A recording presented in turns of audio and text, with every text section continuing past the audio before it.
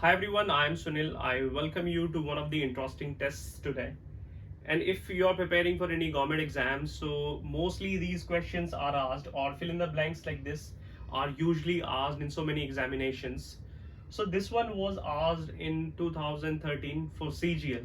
So let's understand this, and the trick I'm going to tell you is going to be very helpful.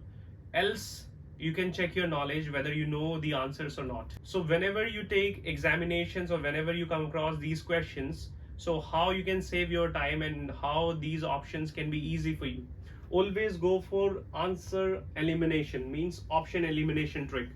So first of all you need to read the options, what are the right option for them. So इसको start करते हैं. पहला है I saw a dash of cattle grazing in the meadow. तो सबसे पहले समझना है कि इन वर्ड्स का मीनिंग क्या है. कैटल का मतलब होता है जो भी आपके एनिमल्स होते हैं, लाइक गॉट आ सकता है उसमें, गाय भैंस, ये सारे इसके कैटल के पार्ट होते हैं. ग्रेस का मतलब होता है घास चराना, और मैडो का मतलब होता है एक ग्रास लैंड, मतलब कि एक फील्ड जहाँ पे बहुत ज्यादा ग्रीन ग्रास होती है.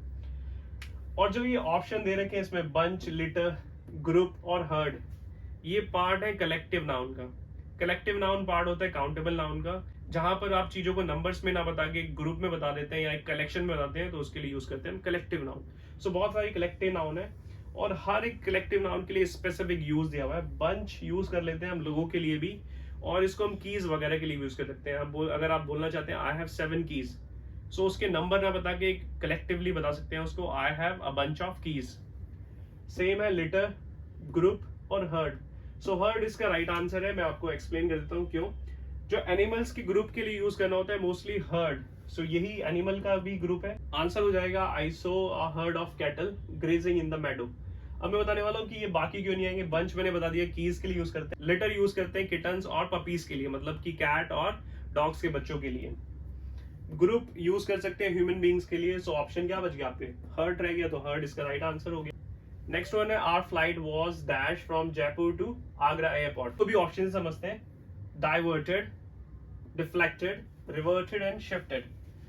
सो डाइवर्टेड इसका राइट ऑप्शन है. मैं आपको एक्सप्लेन करता हूं कैसे. कभी भी आप ट्रैवल कर रहे होते हैं या किसी भी व्हीकल के अंदर है जहां पे आप ट्रांसपोर्टेशन कोई भी सिस्टम यूज कर रहे होते हैं, तो जब डायरेक्शन चेंज करता है एक जगह से दूसरी जगह के लिए, तो उसके लिए यूज करना है आपको diverted. So our flight was diverted from Jaipur to Agra airport. तो उनकी डायरेक्शन चेंज होगी कहां से, आगरा से जयपुर के लिए. अब मैं नेक्स्ट ऑप्शन बताता हूँ क्यों नहीं आएंगे वो. नेक्स्ट वन है डिफ्लेक्टेड. डिफ्लेक्टेड का मतलब होता है किसी की अटेंशन को डिस्ट्रैक्ट करना. Like whenever I study no one can deflect me from studies, मतलब कोई भी डिस्ट्रैक्ट नहीं कर सकता, मेरी अटेंशन नहीं ले सकता दूसरी जगह पर. रिवर्ट का मतलब होता है रिटर्न आना कहीं से. और रिवर्ट के यहाँ पे क्यों नहीं सेट हो रहा है कि ऑप्शन में रिवर्ट भी लगा सकते हैं. अब रिवर्ट में एक आपको ध्यान रखना है, प्रेपोजिशन यूज होती है टू. सो यहाँ पे ऑलरेडी फ्रॉम है, तो ये दो प्रेपोजिशन आप यूज नहीं कर सकते हैं, तो इसलिए ये तो ऑप्शन में रहेगा ही नहीं. शिफ्ट होता है कोई भी एक लोकेशन से दूसरी लोकेशन पे जाना या फिर सामान लेके जाना, जैसे कि soon I am going to shift myself from one location to another. Next one is in these days of inflation we all have to dash our belts. Option में आपके पास में strengthen है, lessen, tighten और shorten. Strengthen का मतलब होता है किसी को strong banana, to make something very strong. Lessen जो भी बुक्स के अंदर में चैप्टर्स पढ़ रहे होते हैं.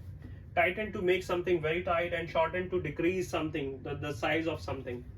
So strengthen does not fit it. Like in these days of inflation, yes, inflation को समझ लेते हैं. inflation होता है जब महंगाई बढ़ जाती है, हर चीज महंगी हो जाती है. एक मैसेज आ रहा है इससे, in these days of inflation we all have to dash our belts. strengthen our belt मतलब अपनी बेल्ट को स्ट्रॉन्ग करें. I don't think this is the right one. Lessen, this is also not right at all. Tighten is the right answer. Because कहीं ना कहीं ये एक पूरी एक इडियम बन चुका है जो है आपका tighten your belt. Tighten your belt का मतलब होता है to try to spend less money.